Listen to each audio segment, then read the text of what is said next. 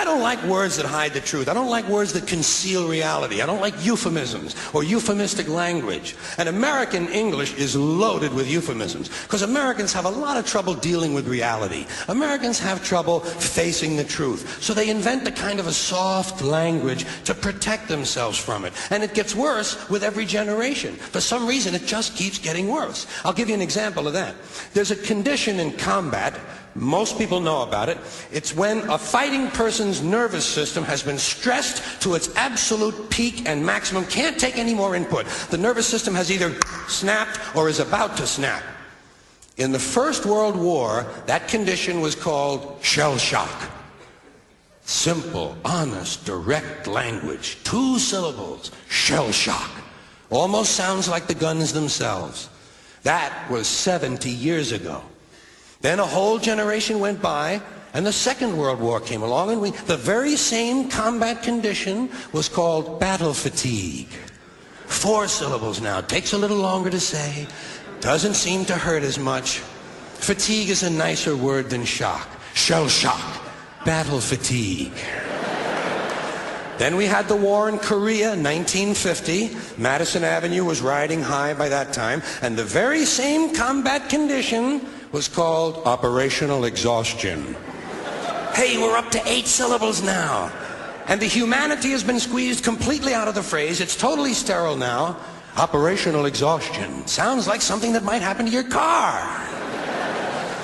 Then, of course, came the war in Vietnam, which has only been over for about 16 or 17 years. And thanks to the lies and deceit surrounding that war, I guess it's no surprise that the very same condition was called post-traumatic stress disorder. Still 8 syllables, but we've added a hyphen. And the pain is completely buried under jargon. Post-traumatic stress disorder. I'll bet you if we'd have still been calling it shell shock, some of those Vietnam veterans might have gotten the attention they needed at the time. I'll bet you that. I'll bet you that.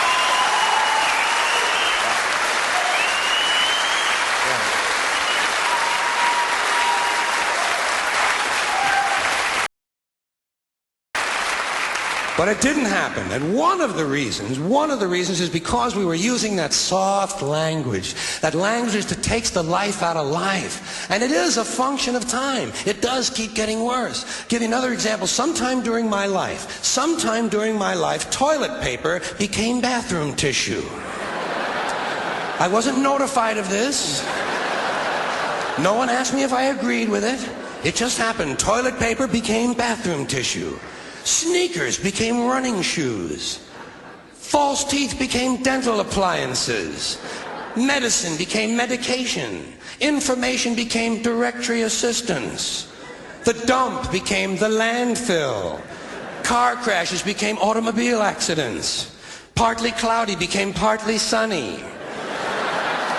Motels became motor lodges. House trailers became mobile homes. Used cars became previously owned transportation. Room service became guest room dining. And constipation became occasional irregularity.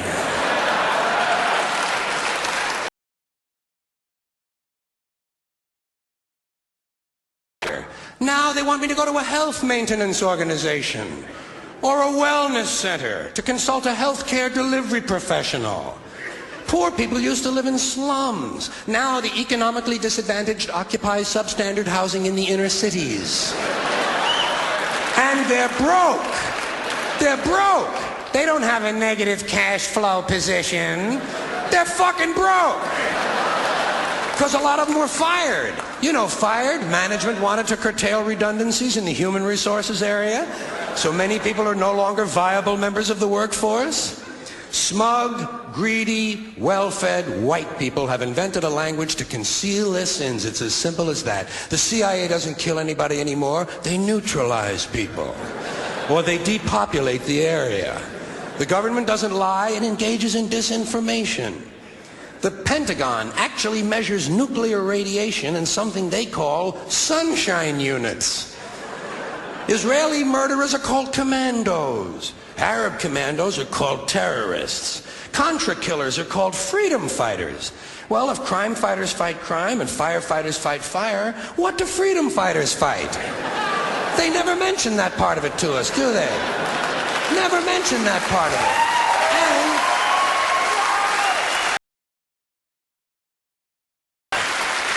And some of this stuff is just silly. We all know that. Like on the airlines, they say they want a pre-board. Well, what the hell is pre-board? What does that mean? To get on before you get on? Pre-board those passengers in need of special assistance. Cripples. Simple, honest, direct language. There's no shame attached to the word cripple that I can find in any dictionary. No shame attached to it. In fact, it's a word used in Bible translations. Jesus healed the cripples. Doesn't take 7 words to describe that condition. But we don't have any cripples in this country anymore. We have the physically challenged. Is that a grotesque enough evasion for you? How about differently abled? I've heard them called that, differently abled. You can't even call these people handicapped anymore. They'll say, we're not handicapped, we're handy-capable. These poor people have been bullshitted by the system into believing that if you change the name of the condition, somehow you'll change the condition. Well, hey, cousin, doesn't happen. Doesn't happen. Deaf people in this country, hearing impaired. No one's blind anymore, partially sighted or visually impaired. We have no more stupid people. Everybody has a learning disorder.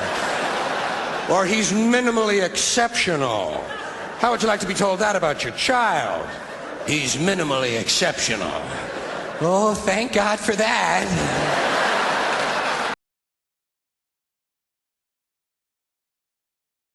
Those with severe appearance deficits. To hear a rape victim referred to as an unwilling sperm recipient.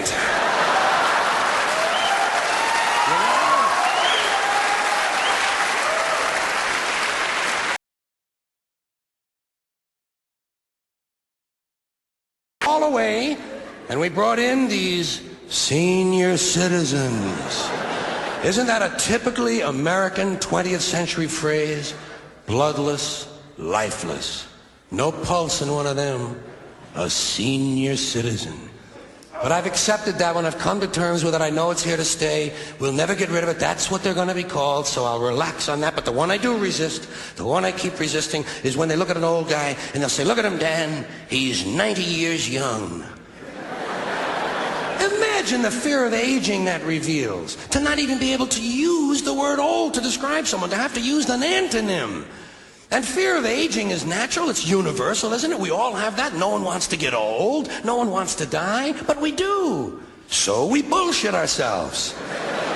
I started bullshitting myself when I got to my 40s. As soon as I was in my 40s, I'd look in the mirror and I'd say, well, I guess I'm getting older. Older sounds a little better than old, doesn't it? Sounds like it might even last a little longer. Bullshit, I'm getting old. And it's okay, because thanks to our fear of death in this country, I won't have to die. I'll pass away.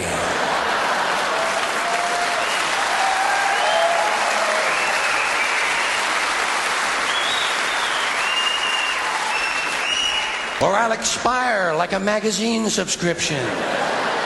If it happens in the hospital, they'll call it a terminal episode. The insurance company will refer to it as negative patient care outcome.